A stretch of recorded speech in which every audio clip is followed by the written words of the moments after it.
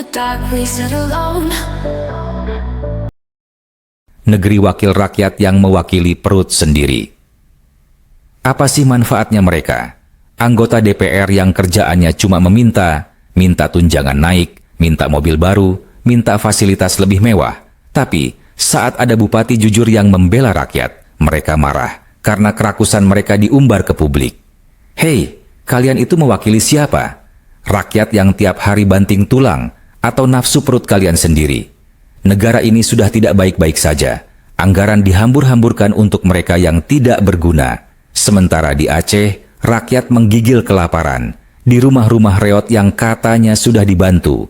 Tapi, entah kemana bantuan itu raib, ditelan oleh babi-babi busuk yang duduk di kursi empuk. Tapi lihat, Bupati Birwen itu, dia lebih memilih duduk makan sahur bersama rakyat miskin. Dia lebih memilih berbuka puasa dengan anak yatim, daripada ikut menikmati uang rakyat yang kalian gerogoti.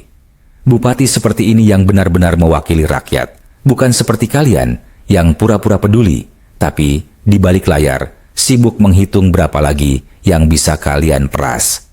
Ketika rakyat mati-matian mencari sesuap nasi, kalian sibuk memikirkan bagaimana cara menumpuk harta.